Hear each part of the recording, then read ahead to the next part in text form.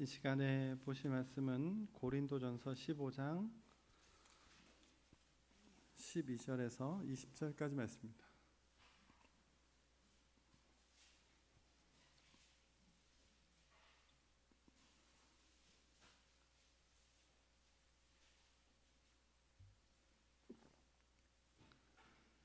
고린도전서 15장 12절에서 20절까지 말씀입니다. 다 찾으셨으면 우리 같이 한 목소리로 봉독해 보겠습니다. 시작. 그리스도께서 죽은 자 가운데서 다시 살아나셨다 전파되었거늘 너희 중에서 어떠한 사람들이 어찌하여 죽은 자 가운데서 부활이 없다 하느냐. 만일 죽은 자의 부활이 없으면 그리스도도 다시 살아나지 못하셨느냐.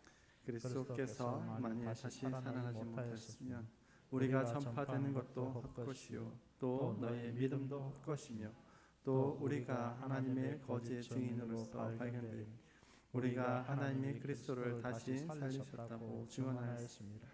만일 죽은 자가 다시 살아나는 일이 없으면 하나님의 그리스도를 다시 살리지 아니하셨느니라.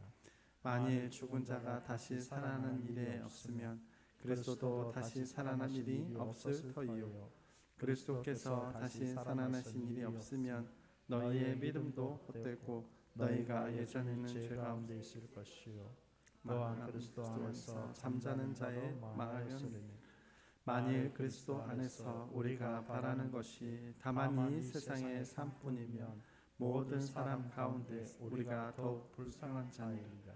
그러나 이제 그리스도께서 죽은 자 가운데서 다시 살아나서 잠자는 자의 첫 열매가 되셨느니라. 아멘. 이 시간의 말씀의 제목은 부활의 첫 열매라는 제목으로 같이 은혜 나누고자 합니다. 우리 옆에 분께 인사 한번 나눠보실까요? 사랑합니다. 다시 한번 사랑합니다. 그래 항상 사랑으로 함께하고 달려가시는 저 여러분의 모습 되시기 바라겠습니다.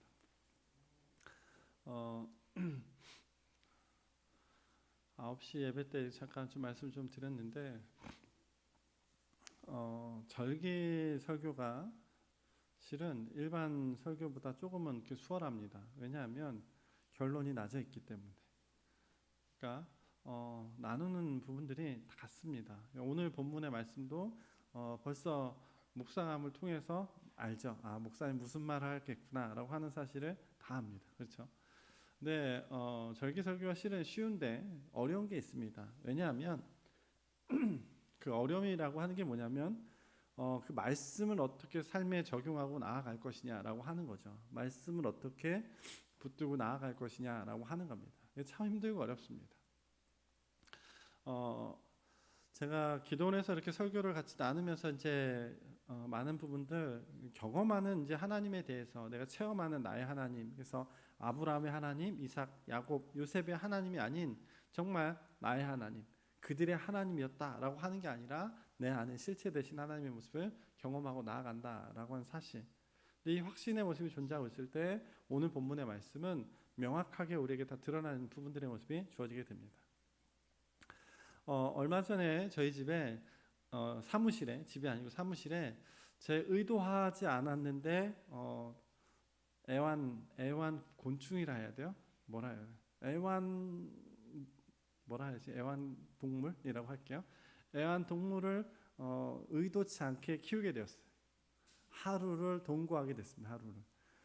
새벽에 이렇게 왔는데 뭐가 하나가 기어다니더라고요. 봤더니 도마뱀이에요. 도마뱀이 집으로 들어온다는 게 많이 되세요? 이게 환경이 좀 좋은 거예요. 도마뱀이 이렇게 있는데 도마뱀이 이렇게 딱 잡으면 꼬리를 자르잖아요. 처음 들어보세요? 네? 도마뱀이 천적이 나타나면 꼬리를 주고 자신을 삽니다. 근데 꼬리를 자르는 이유는 뭐냐면 그 꼬리가 시간이 지나면 난다는 걸 압니다. 그 꼬리를 잘라서 자기가 죽는다고 하면 자르지 않겠죠. 그런데 꼬리를 잘라줌을 통해서 자신의 생명을 부지하고 시간이 좀 지나면 다시 난다라고 하는 겁니다. 우리가 확신이라고 하는 부활의 확신이라고 하는 것을 믿고 살아갈 때 우리의 삶의 모습은 정말 달라지게 되는 것이죠. 우리가 신앙생활하는 부분도 안에서 힘들고 어려운 것 중에 하나가 뭐냐, 바로 믿는 거예요. 그렇죠? 그 중에 하나가 뭐냐면 죽은 자가 살아났다라는 사실을 믿는 거예요. 여러분 믿을 수 있겠어요? 어떻게 죽은 사람이 다시 살아날 수 있을까? 죽은 사람이 살아난다라고 하는 사실이라면 정말 누구든지 신앙생활을 잘할 수 있을 것입니다. 죽은 사람의 부활을 믿지 못하는 사실, 그 안에 우리가 살고 있는 게 지금 우리가 경험하고 있는 시대의 모습들이 하죠. 자, 그런데 우리 그리스도인들 안에서 신앙의 가장 중요한 핵심 가운데 하나가 뭐냐면 바로 죽은 사람이 부활의 모습을 믿는 것. 이게 바로 신앙에 있어 너무나도 중요한 모습입니다. 예수님이 십자가에서 죽으셨다가 사흘 만에 부활하셨다라고 하는 것, 기독교 신앙 안에서 가장 중요한 핵심인데, 부활 신앙이 없으면 우리들은 정말 죽은 믿음, 가짜 믿음밖에 될 수 없습니다. 그래서 죽은 사람이 살아났다라고 하는 믿음의 모습은 진짜 우리 안에 믿고 나아가는 자들의 살아있는 신앙인의 모습이 그 안에 존재하고 있다는 사실을 보게 됩니다. 새벽에 같이 말씀을 좀 나누면서 엠마오로 내려가는 두 제자에 대한 말씀을 좀 나눴습니다.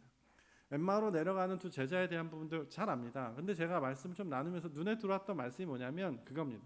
눈이 어두워져서 보지 못하더라. 그 말씀이 저에게 딱 들어오더라고요. 눈이 어두워져서 주님을 보지 못하더라. 정말 우리들 삶 속에서 환경 안에서 눈이 가려져서 봐야 하는 것 보지 못하고 나아가는 모습들이 너무나도 많이 있지 않을까라고 하는 것. 믿음 안에 신앙 안에 달려가지만 그러한 삶을 살지 못하고 달려가는 게 우리들 안에 너무나도 많이 있지 않느냐라고 하는 겁니다. 오늘 본문에 우리에게 이렇게 반문하죠. 그리스도께서 죽은 사람 가운데 살아나셨다라고 하는 것 우리가 전파했는데 어찌하여 여러분 가운데 더러는 정말 죽은 사람의 부활이 없다라고 말할 수 있느냐라고 하는 겁니다. 무슨 말이냐면 부활에 대한 부분들 말하고 있는데 왜 당신은 부활에 대한 부분들 말하면서 믿지 않느냐는 거예요. 우리들의 모습이 그렇죠. 믿는다라고 말하지만 신앙 안에서 믿음 없는 삶을 살고 가는 게 우리들의 모습이에요. 죽은 사람의 부활이 없다면 그리스도께서 살아나셨다라고 하는 것 그거 자체가 부정되어지는 것입니다. 자, 이 말을 알기 쉽게 좀 표현해 보면 이렇습니다. 그리스도께서 죽은 사람들 가운데 살아났습니다. 그리고 우리는 지금 전하고 있습니다. 죽은 자의 부활이 없다면 그리스도께서 살아나지 못했을 것입니다. 죽었다가 살아났다라고 하는 것, 아니 죽었다가 살아난 사람은 없습니다. 그러나 그리스도께서 부활하신 것을 보면 우리도 부활할 수 있다라는 사실들을 알게 됩니다. 자, 오늘 본문에 보면 죽은 사람의 부활이 없다면 이런 것들이 있을 수 없다라고 하는 사실에 대해서 우리에게 말씀하고 있는데 바로 죽은 사람의 부활이 없으면 그리스도께서 살아나지 못하셨다라고 하는 겁니다. 이 말씀은 죽은 사람의 부활 때문에 예수님께서 살아나셨다라고 하는 것이죠. 즉 그리스도께서 부활하신 것처럼 죽은 사람도 부활한다라는 사실에 대해서 우리에게 말씀합니다. 너무나도 확실하신 예수님의 부활처럼 죽은 사람도 부활의 자리에 설 수 있다라는 사실에 대해서 우리에게 말씀해주고 있죠. 자, 왜냐하면 그리스도는 잠자는 사람들의 첫 열매가 되셨다라고 하는 것입니다. 부활에 확실한 것이죠. 그렇습니다. 죽은 자의 부활이 없다면 그리스도께서 다시 살아날 일은 없습니다. 다시 말하면 그리스도의 부활에 바로 오늘 우리들의 부활의 삶이 그 안에 존재하고 있다라는 사실들을 말씀해주고 있는 게 바로 부활신앙의 모습입니다. 또한 죽은 사람의 부활이 없으면 우리가 전파하는 복음도 헛것이다 라고 하는 겁니다. 교회가 전파하는 가장 중요한 핵심 두 가지가 있는데 그 첫 번째가 뭐냐면 바로 예수님이 십자가에서 죽으셨다라고 하는 것이고 다른 하나는 죽으신 예수님께서 3일 만에 부활하셨다라고 하는 사실입니다. 우리가 전하는 복음의 가장 중요한 것은 바로 예수님이 나의 죄로 인해서 십자가에 죽으셨다라고 하는 것이고 3일 만에 부활하셨다라고 하는 겁니다. 그게 우리가 전하는 복음의 모습입니다.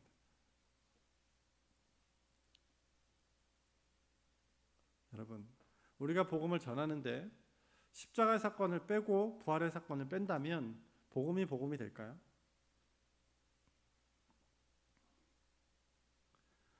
알맹이 없는 것밖에 될 수 없겠죠. 먹을 것이 없는 빈 그릇처럼 정말 소리만 요란한 모습들이 그 안에 존재할 수밖에 없는 게 이러한 모습이다라는 사실을 보게 됩니다. 산소가 없는데 공기가 있다라고 말할 수 있을까? 예수님의 부활은 잠자는 자의 첫 열매가 되셨기 때문에 부활은 너무나도 확실한 것이다 라는 사실에 대해서 우리에게 말씀합니다. 또한 죽은 사람 부활이 없으면 우리의 믿음도 헛것이 된다라고 하는 겁니다. 우리가 신앙생활에서는 여러 가지 모습들을 들어갑니다. 시간이 그 안에 들어가기도 하고 물질이 그 안에 들어가기도 합니다. 봉사도 그 안에 들어가고 많은 헌신과 수고의 모습들도 그 안에 참여하고 있는 게 바로 신앙생활의 모습입니다. 자, 이런 것들이 합쳐져서 우리는 신앙생활, 믿음생활 이렇게 말합니다. 자, 그런데 교회를 위해 그런 헌신과 봉사와 같은 믿음생활이 다 헛것이다 라고 하는 것이죠. 부활의 모습이 존재하지 않으면 이러한 수고의 모습은 다 쓸모없는 것이다 라는 사실에 대해서 말씀합니다. 본문에서 말하고 있는 헛것이라고 하는 부분들의 모습은 원어적인 모습으로 번역해 보면 이렇습니다. 공허하다라고 하는 겁니다. 공허하다라고 하는 말은 뭐냐면 허무하다라고 하는 겁니다. 그러니까 분열된 인격 장애를 말하고 있고 아무것도 없는 텅 빈 공간의 모습을 말하고 있고 삶 자체가 공허하고 허무함의 모습이 그 안에 존재하고 있다라고 사실에 대해서 말하고 있는 게 바로 헛것이다라고 말하는 겁니다. 그러니까 인생에 살 의미가 없다는 것이죠. 부활이 없으면 우리들의 믿음이 그렇게 공허하다라고 말하는 겁니다. 부활이 없으면 분열된 인격과 같이 정말 허탄한 모습만 그 안에 존재할 수밖에 없다라는 사실에 대해서 말씀합니다. 또한 헛것이라고 하는 말은 다른 뜻으로는 허무맹랑하다라고 하는 겁니다. 한마디로 말하면 거짓되고 실속이 없다라고 하는 게 바로 헛되다라고 하는 말입니다. 부활이 없는 믿음은 거짓된 신앙입니다. 알맹이가 없는 신앙이죠. 실속 없는 신앙입니다. 말 그대로 허무맹랑한 신앙이 될 수밖에 없는 게 바로 그러한 모습입니다. 그만큼 부활의 모습에 확신이 있다라고 하는 것은 우리 안에 알이 꽉 차 있다라고 하는 것이고 허무하지 않고 흔들림 없는 모습 가운데 서고 있다라고 하는 겁니다. 또한 죽은 자의 부활이 없으면 우리가 거짓 증인이 된다라고 하는 겁니다. 우리는 입만 열면 천국에 관한 이야기를 하게 됩니다. 그 말은 부활에서 주님께서 계신 천국에 대한 부분들을 말하죠. 어제 이렇게 같이 경험했던 부분들인데 좀 들어보세요. 문주성님 죄송해요. 오찬이 이야기예요. 오찬이가 사람들에게 이야기했대요. 나 천국 간다 이렇게 얘기했다는 거죠.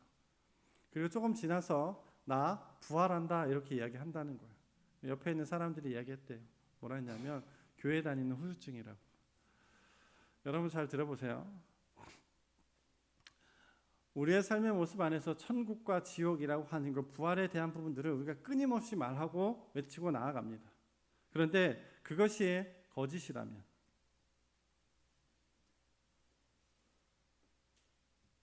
우리들 삶의 모습 안에서 들여다보면 정말 이런 이야기들은 너무나도 많이 있습니다. 최근에 4.7 보궐선거가 있죠. 그래서 여당과 야당의 그 후보자들이 나와서 이렇게 토론을 하는 것을 보게 됐습니다. 근데 시종일관 하는 게 뭐냐면 거짓이다라고 하는 것에 대해서 말하더라고요. 서로 계속해서 거짓이다라고 하는 것에 대해서만 말하더라고요. 정말 끊임없는 거짓이 그 안에 남아하고 있는 시대에 살고 있는 게 그 안에 있습니다. 최근에 국회의원들의 모습을 통해서 들여다보니까 이러한 것도 많이 이야기하더라고요. 사장님 탓, 아내 탓, 뭐 이런 탓들. 무슨 말이냐면 부동산 투기에 대한 부분들의 모습을 말하면서 자기는 몰랐다는 거죠.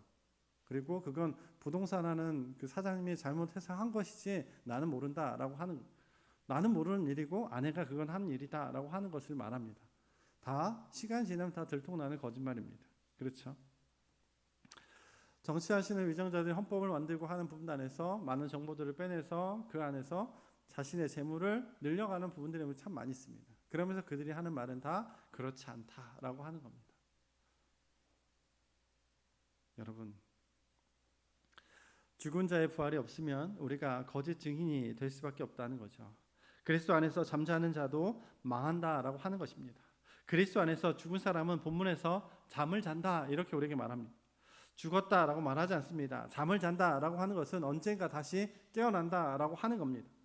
깨어나는 시기는 예수님의 재림하는 날이죠. 예수님께서 재림하시는 날이 아무도 모른다는 겁니다. 그러나 성경은 분명하게 예수님께서 재림하신다라는 사실에 대해서 분명 우리에게 말씀합니다. 고린도전서 1장 8절의 말씀 보니까 이렇게 말씀합니다. 예수님의 재림하는 날에 여러분이 흠없는 자가 되도록 끝까지 지켜 주실 것이라. 예수님의 재림은 분명하고 확실한 예언입니다.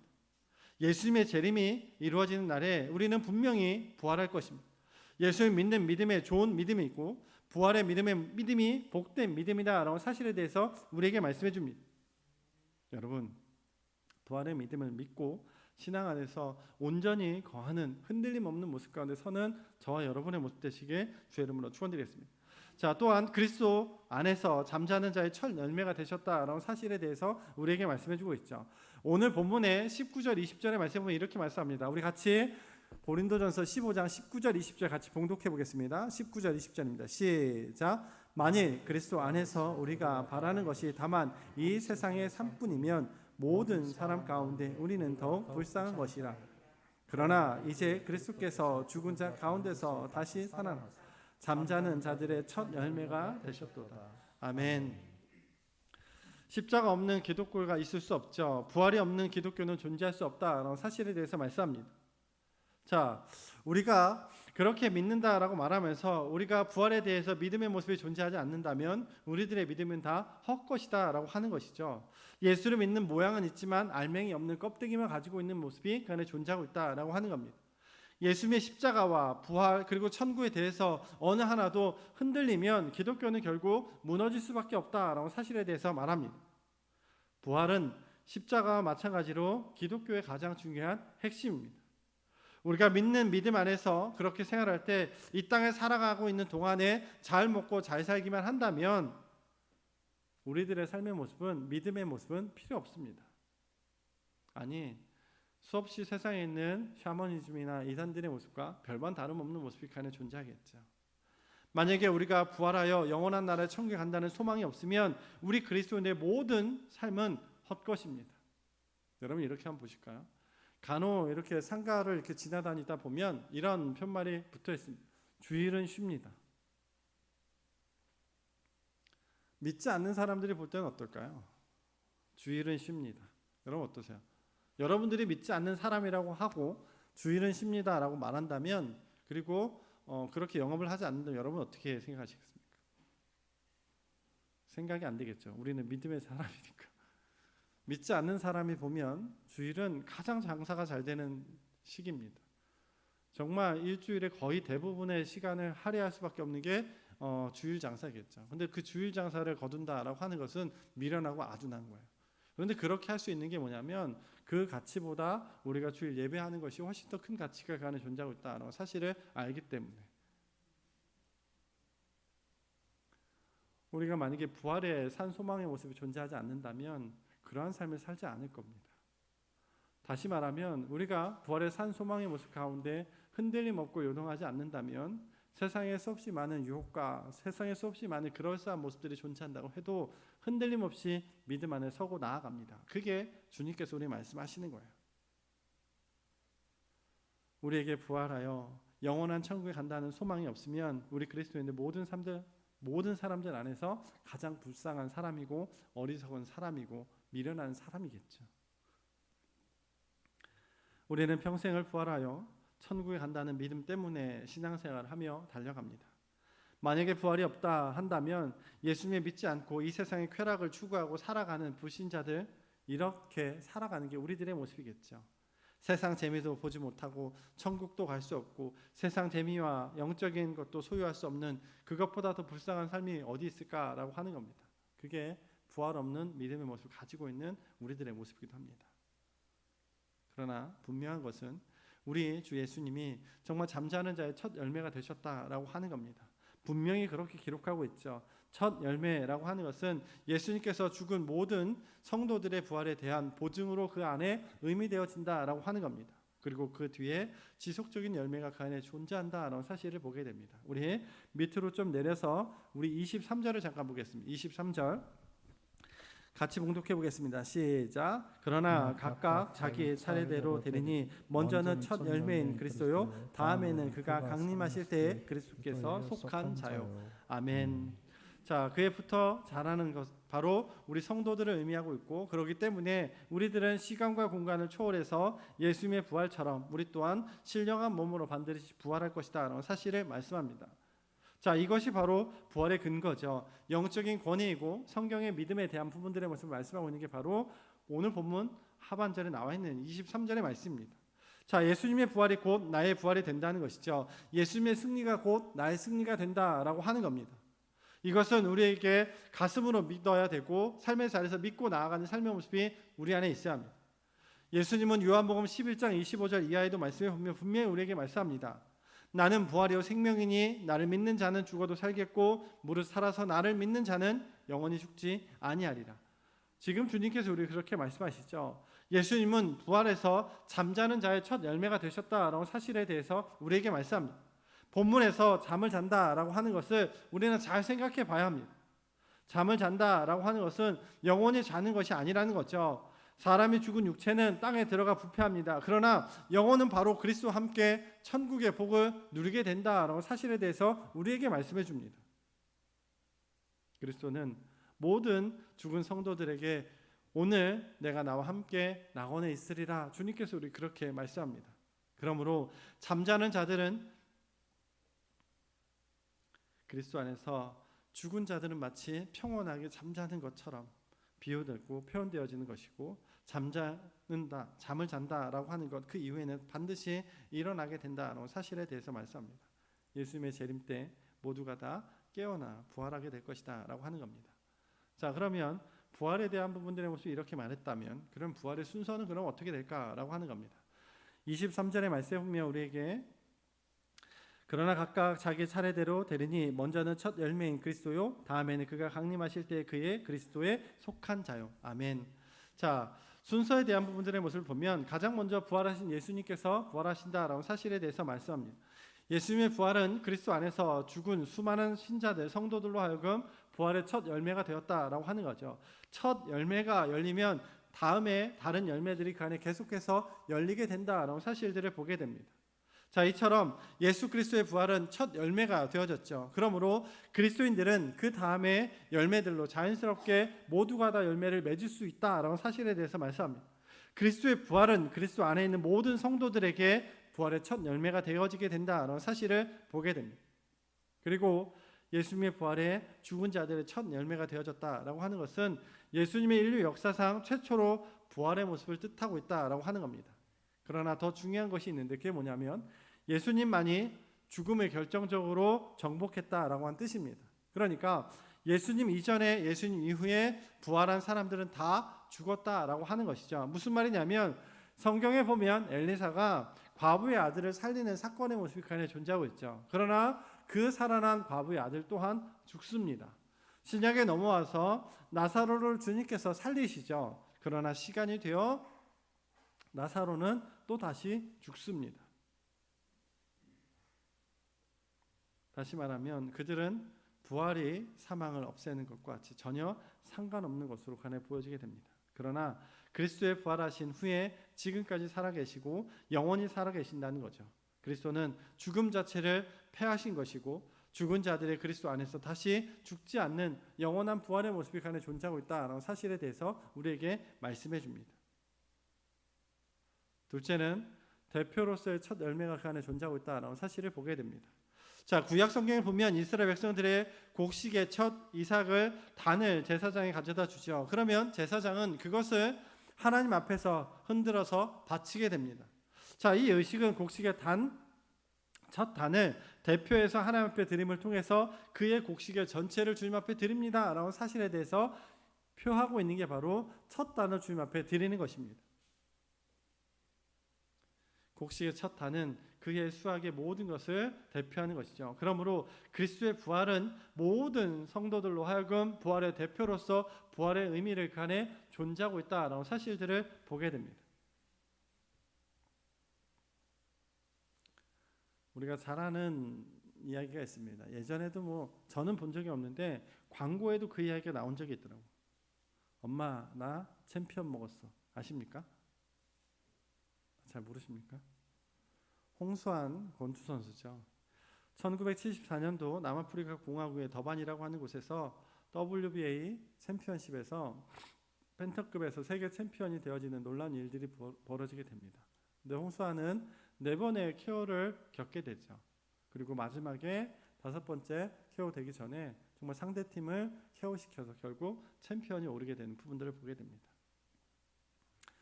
기독교의 부활이 없다면 KO패에 당할 수밖에 없습니다.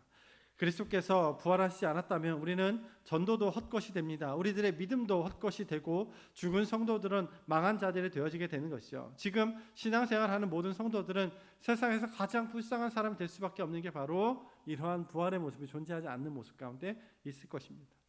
십자가의 죽음은 개업해 당하는 것으로 그리스도의 부활하심으로 죽음을 쳐부수고 개선장군이 되어지는 모습을 우리에게 다시 한번 보여줍니다. 그리스도는 사망의 문을 부수셨고 영원한 생명을 우리에게 허락해 주셨습니다. 부활은 죽음과 지옥의 권세를 멸하십니다. 성경은 이렇게 우리에게 소리치죠. 사망아 너를 이기는 것이 어디 있느냐, 사망아 너를 쏘는 것이 어디 있느냐, 이렇게 우리에게 말씀합니다. 우리는 결코 부활에 대해서 거짓된 증인이 아니라는 것이죠. 우리는 부활의 영원한 생명의 모습을 증거하는 참된 성도다라고 사실에 대해서 우리에게 말씀합니다. 초대교회 성도들의 부활 신앙에 대한 부분들의 모습을 증거하고 있는 한 편지가 있습니다. 초대교회의 많은 사람들이 그리스도인들을 바라보고 기독교인들을 바라보고 적었던 내용인데 이렇게 써 있습니다. 기독교인들은 정말 이해하기 힘든 종교 집단이다. 사람들이 죽으면 슬퍼하지 않고 기뻐한다. 그들은 신에게 감사 예식을 드린다. 그들은 시체를 들고 묘지로 행렬할 때 즐거운 소풍을 가듯이 노래를 부른다. 그리고 감사합니다, 감사합니다 말하면서 그들은 행진하고 있다. 초대교회 성도들은 부활의 산 소망의 모습을 가지고 그들의 삶 자리에서 그렇게 살고 나아갑니다. 자, 그러면 부활 신앙을 가진 우리들은 그러면 어떻게 살아가야 될 것인가 라고 하는 겁니다. 부활은 이론이나 사상의 모습을 증명하는 것이 아닙니다. 성령으로 기름 부음 받은 사람들에게만 믿어져서 생활로 증거되어지는 것, 증명되어지는 게 바로 증인된 삶의 모습이죠. 부활의 산 소망의 모습을 가지고 살아가는 모습입니다. 하나님 우리 안에 계시고 나와 함께하고 있음을 우리가 믿고 달려나가는 모습들이 우리 안에 존재하는 겁니다. 주변에서 이런저런 이야기를 참 많이 들어요. 그 중에 이제 한 가지가 뭐냐면 호흡에 관련된 이야기를 참 많이 들어요. 제가 코골이가 되게 심합니다. 코골이만 심한 게 아니라 무호흡도 되게 심합니다. 무호흡이 심한데 어느 정도 심하냐면 1분이 60초잖아요. 1분이 60초인데 거의 90초 이상을 숨을 안 쉬고 최장 120초 이상을 숨을 안 쉰다 하더라고요. 그러니까 1시간에 숨을 안 쉬는 시간이 거의 한 40회에서 50회 이상 이렇게 됩니다.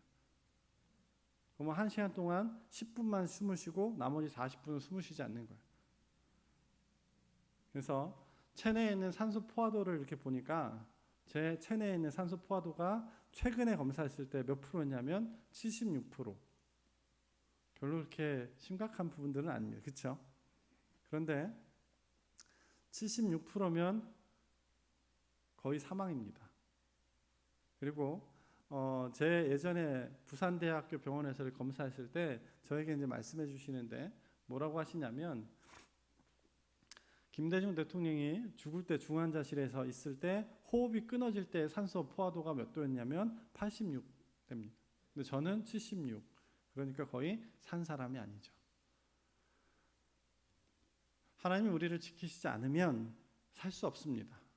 하나님이 우리를 돕지 않으면 우리는 살 수 없습니다.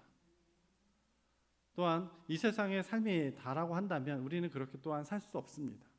매 순간순간마다 하나님 나를 지키시고 보호하시고 인도하신다라는 사실, 그리고 부활의 산 소망의 모습을 가지고 살아가는 모습 안에서 세상에 수없이 많은 것들이 나를 넘어지게 하고 쓰러지는 많은 요소들이 있지만 그 안에서 승리의 삶을 살아가야 하는 게 우리들의 모습이죠. 왜냐하면 그것이 다가 아니라는 것이죠.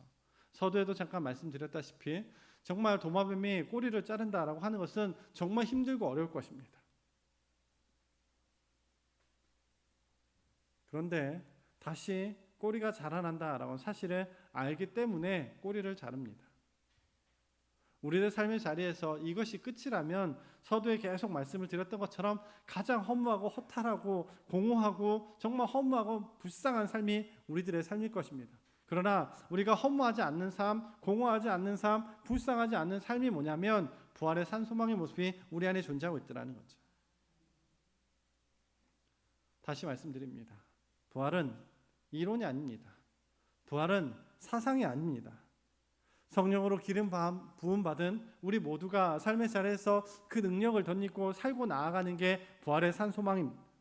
우리는 온 몸으로 예수님의 부활의 신앙의 모습을 살아가야 합니다.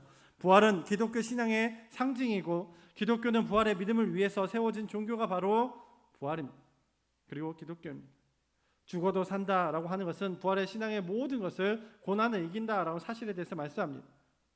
이 부활의 신앙으로 불가능한 것을 가능하게 한다는 것이죠. 이 부활 신앙으로 힘차게 살아가는 것이 바로 우리 그리스도인들이다라고 사실에 대해서 말씀합니다. 우리가 잘 아는 세계적으로 유명한 전도자 빌레그램 목사는 자신의 죽음에 대해서 이렇게 말합니다. 여러분, 빌레그램이 죽었다는 소식이 신문에 나오거든 그 신문 기사를 믿지 마십시오. 나는 죽은 것이 아니라 주소를 옮긴 것입니다. 성도는 죽음의 끝으로 받아들이지 않습니다. 그 이유는 영원한 천국의 모습이 새로운 시작이 그 안에 주어지고 있기 때문에 그렇죠. 그것은 바로 예수님이 부활하셨기 때문에 가능합니다. 그래서 예수님의 부활을 믿으면 우리는 그러한 삶을 살 수 있죠. 신라곤의 저자 존 밀턴은 죽음은 영원한 천국의 문을 여는 열쇠다 이렇게 말을 합니다. 사랑하는 성도 여러분, 부활 신앙으로 우리는 승리의 삶을 살아야 합니다. 용기 있는 삶을 살고 나아가야 하는 게 우리들의 모습이죠. 고린도전서 15장 58절에 우리 이렇게 말씀합니다. 우리 같이 보겠습니다. 우리 58절 잠깐 보겠습니다. 고린도전서 15장 58절입니다.